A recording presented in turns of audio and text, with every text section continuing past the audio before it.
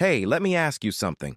When you finally succeed, when you've got that dream job, that car, that apartment, have you ever stopped and asked, what do my parents truly want for me?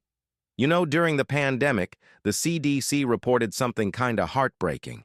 Millions of Americans said their biggest regret wasn't about losing money or missing out on a promotion. It was not spending enough time with their family before it was too late. And honestly, it hit me too. Like we're all chasing independence, moving out at 18, proving we can survive on our own. Cool, right? But here's the plot twist. The presence of our parents, that simple comfort, is often the backbone we only notice when it's gone. So let's talk about this. Because maybe success isn't just about standing on your own 2 feet. Maybe real success is about remembering the people who taught you how to walk in the first place. Full script, Episode 6, Theme, Family, Gratitude, and the Real Meaning of Success. The big question. Hey, let me ask you something. Have you ever been so caught up chasing your goals, school, career, money, that you forgot to ask, what do my parents actually dream for me? Think about it. Every parent, whether they're Christian, Buddhist, or just spiritual in their own way, carries the same wish. I just want my child to live well, to be happy, to be safe. That's their prayer. But here's the twist. While we're out there chasing our version of success, how often do we stop and ask ourselves, what am I giving back to them? Don't skip this part. It matters. In the U.S., independence is like a badge of honor. Move out at 18, pay your own bills, make it on your own. That's cool, for sure. But here's the problem. If independence makes us forget gratitude, respect, and family, then what are we really building? A house with no foundation will eventually collapse. I once heard this phrase from a CDC report. Loneliness is an epidemic. And you know what? It's real. But let's be honest. Loneliness doesn't just come from not having friends. It also comes from being disconnected from your own family, the very people who gave you life. So pause for a sec. Ask yourself, when was the last time you really sat with your parents?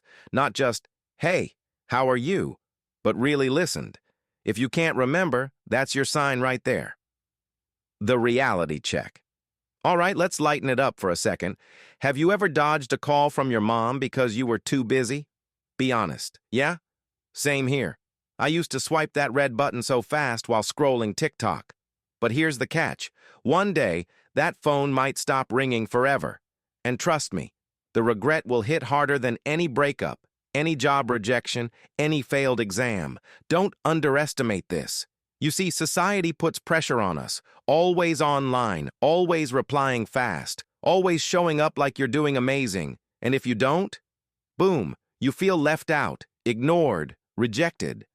But let me tell you, chasing constant validation from friends or followers while ignoring the people who truly care about you is like borrowing emotions on credit. It feels good in the moment, but the debt will crush you later. Think about it. You can have 5,000 followers, 100 people liking your selfies, but when life hits you hard, sickness, failure, heartbreak, how many of them will actually show up at your door? Maybe one, maybe none. Meanwhile, your mom or dad, your siblings, they'd drop everything if you really needed them. And here's the funny but sad part. We call family stuff boring, or even old school. But later, when life smacks us with reality, that same boring stuff is exactly what we crave. So, yeah, laugh at me if you want, but I'll say it. Replying to your mom's text matters more than replying to a random DM. The real solution now, here's the part you've been waiting for. The real solution. And no, it's not complicated. First, stop borrowing emotions from strangers online. Stop measuring your worth by likes or comments. Instead, measure it by how you grow each day. Are you kinder today than yesterday? More patient? Did you do one small thing better? That's where real self-worth comes from.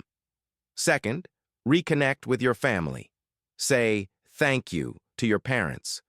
Hug your sibling. Help with small chores. Yeah, it sounds simple, even cringe to some people.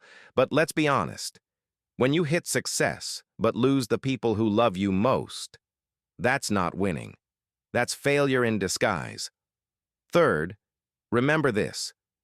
When disasters strike, pandemics, natural disasters, economic crashes, it's not independence or followers that keep us safe. It's family, it's neighbors, it's community.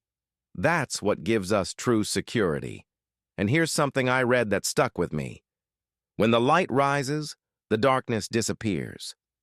When you live with gratitude, love, and values, toxic stuff, fake friends, shallow pride, empty success will naturally fade away. So let me wrap it up like this. Freedom without values, that's emptiness. Freedom with gratitude and love, that's happiness. Don't underestimate this truth. Don't wait until it's too late to realize it. And if you're still here listening, thank you. Because this message isn't just about family, it's about you, me, all of us, remembering what really matters. So tell me, when's the last time you told your parents you loved them?